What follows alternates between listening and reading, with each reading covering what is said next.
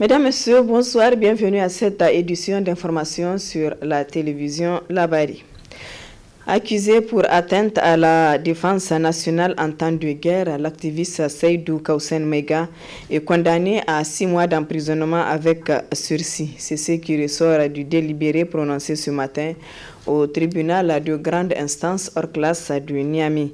Écoutons son avocat maître Mohamed Hamani Maïga. Alors, le tribunal a vidé sa saisine aujourd'hui même. Il a reconnu Kausen Maïga coupable des faits d'actes de nature à nuire à la défense nationale qui lui sont reprochés. En répression, l'avait condamné à 6 mois d'emprisonnement assorti de sursis. Il voudrait dire que la condamnation, elle est certaine, c'est vrai, mais il retrouve sa liberté aujourd'hui même. Au tribunal, il y a des voies de recours qui sont les meilleurs moyens de sanctionner ou d'espérer sanctionner les décisions de justice. S'il compte les utiliser, nous allons l'accompagner comme nous l'avons fait en première instance. D'abord, il faut rappeler les faits. Kausen Maïga a publié sur sa page Facebook un écrit par lequel il a sollicité l'intervention du président de la République au soutien des blessés de l'attaque de Inates, notamment les militaires, qu'il estime ne pas recevoir les soins adéquats. Et par suite, il y a eu une réaction suite à laquelle le ministre de la Défense se serait déplacé pour justement apporter plus de confort à ces militaires blessés. Le lendemain déjà de cette publication, il en fait une seconde par laquelle il remerciait ses autorités d'avoir agi avec diligence. Tout de même, il a été poursuivi et prévenu des faits d'actes de nature à nuire à la défense nationale, infraction prévue par l'article 74 du Code pénal. Les avocats occupants pour Kausen Maïga ont chacun, à ce qui le concerne, soutenu l'inexistence de cette infraction parce que, estime-t-il, que d'abord, selon ce même article, pour qu'il y ait cette infraction, il faut qu'il y ait un acte. Ce qui, en l'espèce, a pu sembler ne pas être le cas, puisqu'il s'agit d'un écrit qui n'est pas un acte juridique. Et ensuite, il faut que le pays soit en temps de guerre pour qu'on puisse parler d'actes de nature à nuire à la défense nationale. En tout cas, c'est ce que dispose l'article 74 qui a servi de siège pour la prévention. Le parquet, à son tour, également a fait ses réquisitions dans le sens contraire naturellement des avocats en démontrant que l'infraction a été constituée et il semble l'argumentation du parquet qui a pu convaincre le tribunal, raison pour laquelle le tribunal a décidé de reconnaître coupable Kausen Maïga des faits qui lui sont reprochés. La direction régionale de la promotion de la femme et de la protection de l'enfant de Niamey a procédé ce matin au lancement des activités du micro-projet autonomisation des femmes des structures féminines sur la transformation agroalimentaire au profit de 50 femmes de groupements féminins de la région de Niamey. Un projet financé à hauteur de 17 millions de francs CFA par le projet PAC 3. Le compte rendu. Elles sont 50 femmes des groupements féminins de 5 arrondissements communaux de Niamey à bénéficier d'une formation en transformation agroalimentaire et à recevoir ce jour des matériels qui leur permettront de faire la transformation du niébé, du bissap, du riz et du mil. Aussi, 146 personnes de la Fédération nationale des handicapés du Niger ont également reçu un appui en matériel de transformation en manioc. Tout ceci rentre dans le cadre du micro-projet autonomisation des femmes des structures féminines sur la transformation agroalimentaire élaboré par la Direction régionale de la promotion de la femme et de la protection de l'enfant, financé par le projet PAC 3. L'objectif général de ce micro-projet est de réduire la vulnérabilité des bénéficiaires à travers la formation en transformation agroalimentaire et un appui en matériel de transformation du manioc. Les objectifs spécifiques qu'on vise sont promouvoir la transformation agroalimentaire dans les groupements féminins des 5 arrondissements communaux. Appuyer les fédérations en matière de transformation du manioc. Conscientiser les femmes des groupements féminins sur la problématique de ces changements climatiques afin de développer des stratégies alternatives de sécurité alimentaire et nutritionnelle. Apprendre aux femmes comment transformer des matières comme le niébé, le bissap, le riz, le mil, en dégué, couscous, nieri et en granulé de bissap. Faire du métier de transformation une activité génératrice de revenus, donc les AGR. Proposer une dynamique nouvelle devant aboutir à des changements de comportement et de mentalité, gage d'un développement global des communautés. Former les femmes en gestion et vie associative. Assurer une visibilité de l'opération à travers une supervision et un suivi régulier des autorités administratives. La matière première pour la transformation et les matériels nécessaires seront mis à la disposition des femmes des groupements féminins. Formées, donc ça sera mis au fur et à mesure et en fonction de leurs besoins.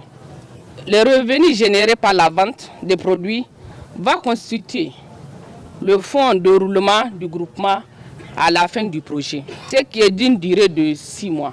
Le représentant du gouverneur de la région de Niamey et le chef du quartier du Kouarategui ont tous salué cette initiative de la direction régionale de la promotion de la femme de Niamey avant de demander aux femmes bénéficiaires de faire bon usage de ce matériel et d'en tirer profit.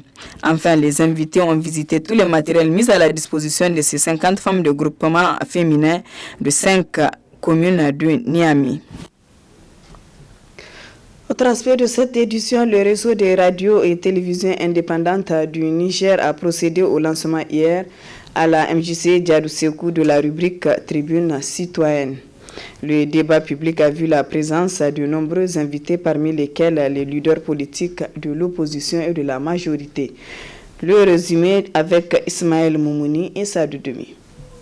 Offrir une tribune aux citoyens afin de s'exprimer librement sur le sujet d'intérêt national, et cela devant les acteurs concernés, objet de ce débat public dont le thème porte sur le dialogue politique inclusif en vue des élections générales 2020 au Niger, entre incertitude et risque d'une impasse politique. Cette activité est l'initiative du réseau des radios et télévisions indépendantes du Niger, RETIN. Nous avons opté pour cette activité pour remuer le dialogue politique qui est un peu bloqué.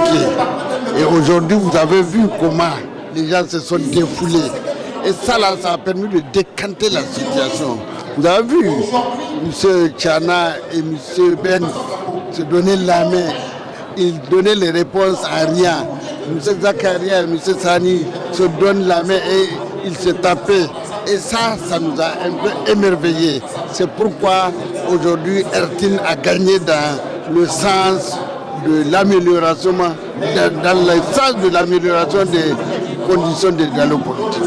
Venu en grand pompe, le public n'a pas manqué de saluer l'initiative avant d'adresser des messages à l'endroit de la classe politique. Le Niger est déjà en train de connaître une crise sécuritaire. Si à cela on ajoute encore une crise politique, mais le Niger est foutu.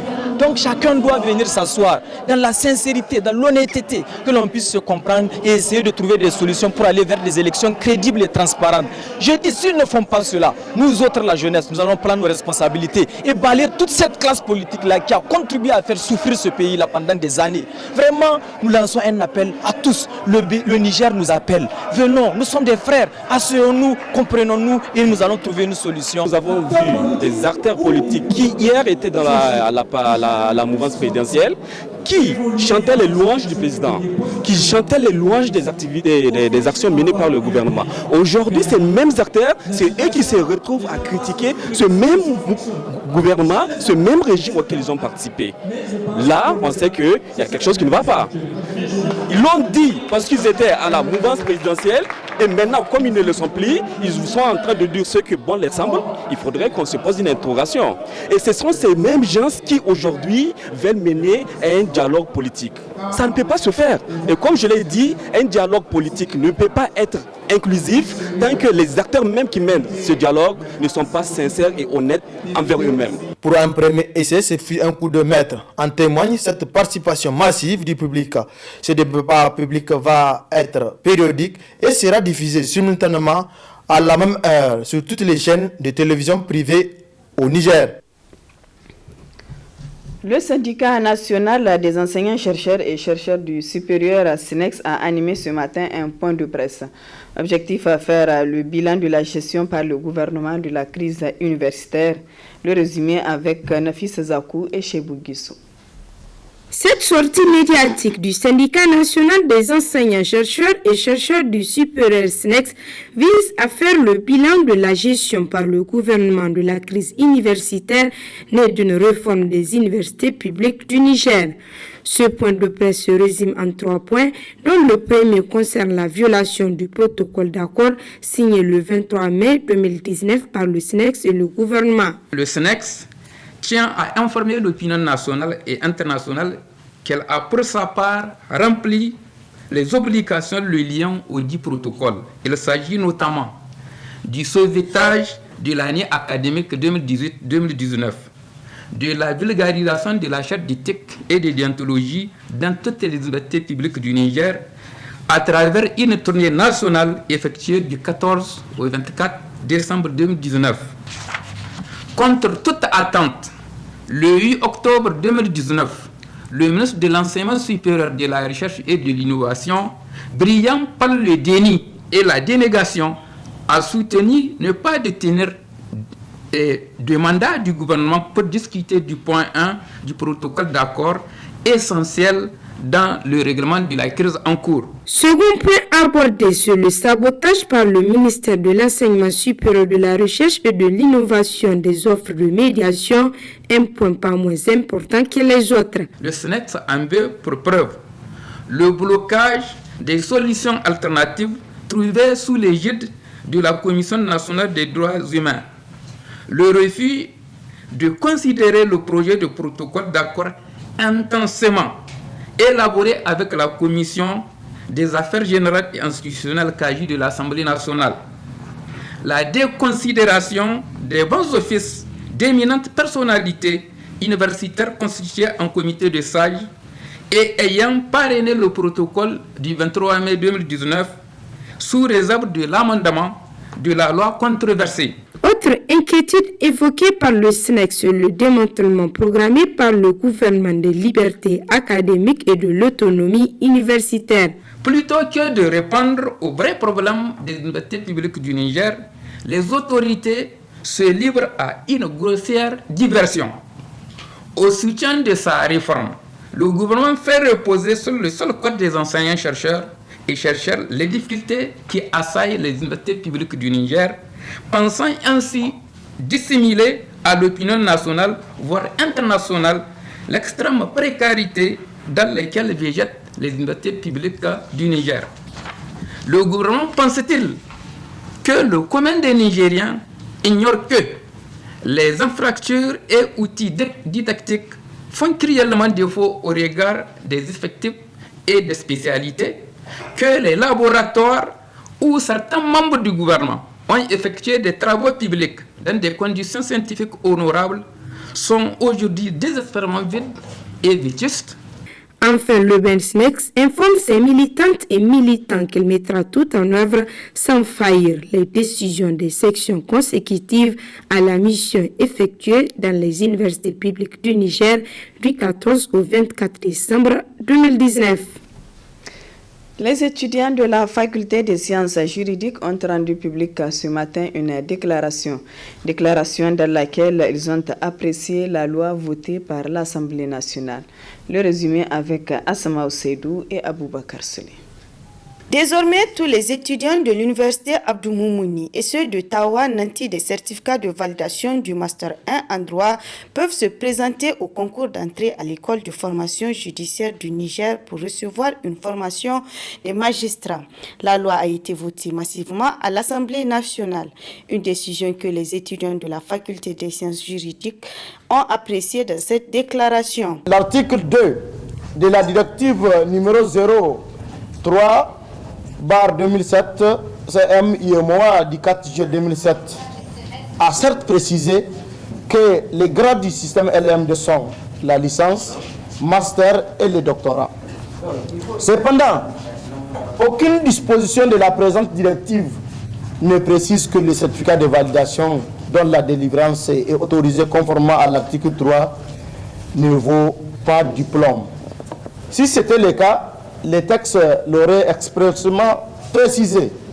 En effet, l'article 3 de la directive IOMOA précitée, dans ses dispositions pertinentes, dispose que les États membres de l'Union s'engagent à faire délivrer par les institutions d'enseignement supérieur à la demande des apprenants, ayant satisfait aux conditions requises.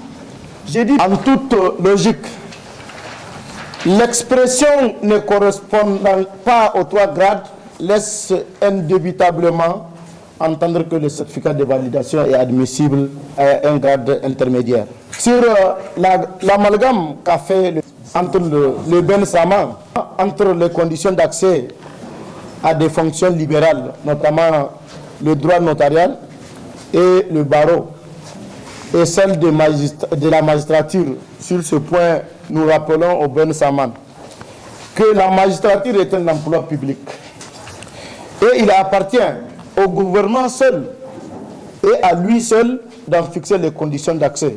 Surtout que, dans le cas d'espèce, il s'agit des conditions pour concourir uniquement. Pour les signataires de cette déclaration, le Saman fait de l'ingérence. Nous signalons au Saman que le principe de la séparation des pouvoirs est un principe cardinal dont il ne faut jamais s'écarter dans un état de droit.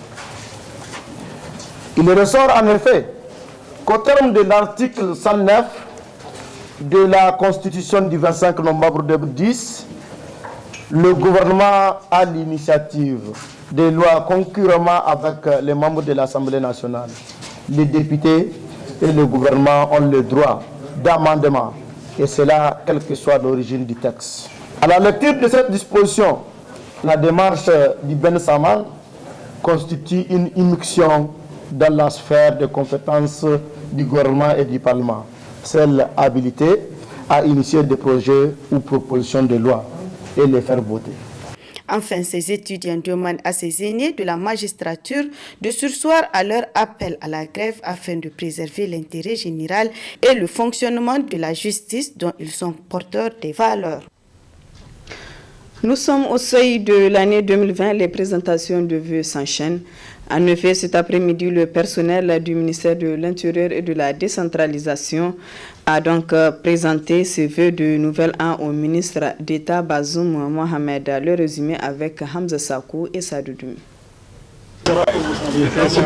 Présenter leurs vœux de nouvel an à leur ministre de tutelle est l'objectif de cette rencontre organisée par le personnel du ministère de l'Intérieur, de la Sécurité publique, de la décentralisation et des affaires coutumières et religieuses. Je voudrais, au nom de l'ensemble du personnel de notre département ministériel, vous présenter à vous, monsieur le ministre d'État, et à vous, madame la ministre déléguée, ainsi qu'à vos illustres familles et à tous ceux qui vous en chers, nos vœux de paix, de santé, de réussite au sein du nouvel an. Que 2020 soit une année de stabilité et de progrès continu pour nous et pour notre pays et son peuple.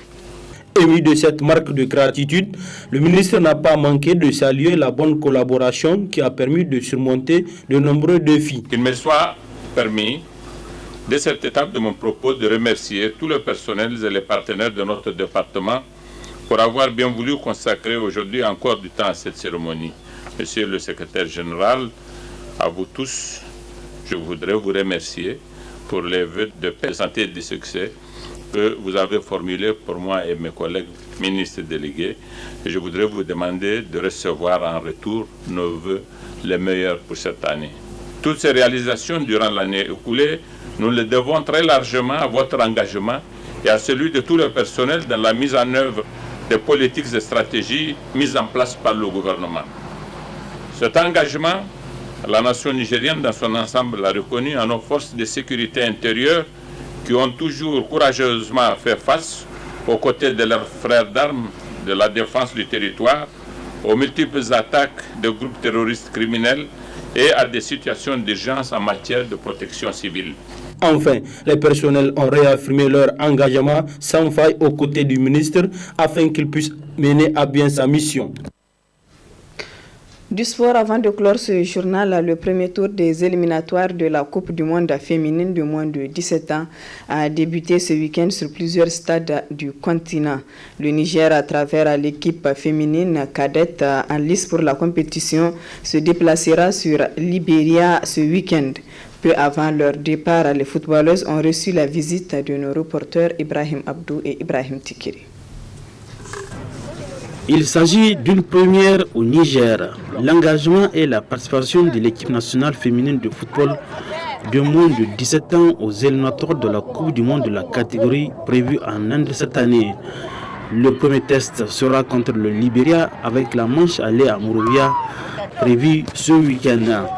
Sous la supervision du staff technique dirigé par Kofi Sifrien, les footballeuses du MENA-Cadet sont en préparation depuis 3 semaines. Nous comptons vraiment nous qualifier pour le premier tour. C'est vrai que c'est une première, mais il faut bien commencer quelque part si on veut avancer. C'est des choses de quelques clubs de Niamey.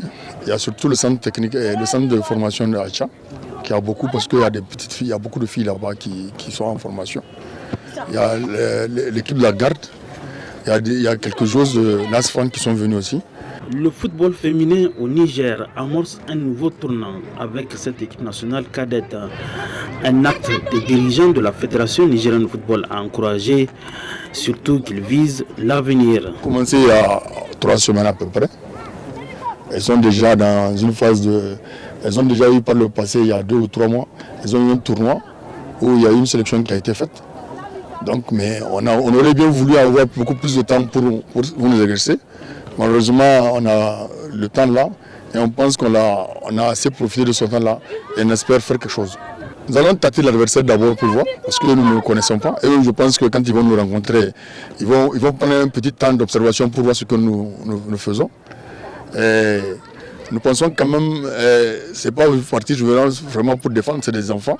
Donc il faut qu'ils jouent pour se faire plaisir. Donc il n'y aura pas beaucoup de restrictions dans leur façon de jouer. Elles vont jouer autant qu'elles pourront et elles vont démontrer ce qu'elles ont comme arme. Après le match aller prévu ce week-end à Monrovia, le MENA-Cadet accueillera les Libériennes le 24 janvier à Niamey. En cas de qualification, l'équipe nationale féminine cadette de football disputera le deuxième tour. 20 équipes africaines seront concernées par ces qualifications en 3 tours. Au finish, 3 équipes valideront leur ticket pour la phase finale du mondial féminin prévu en Inde cette année. Bonne chance à notre équipe nationale cadette de football. Voilà, mesdames, messieurs, sur ce prend fin ce journal. Merci à vous de l'avoir suivi et excellente soirée en compagnie du programme de la télévision La Bari.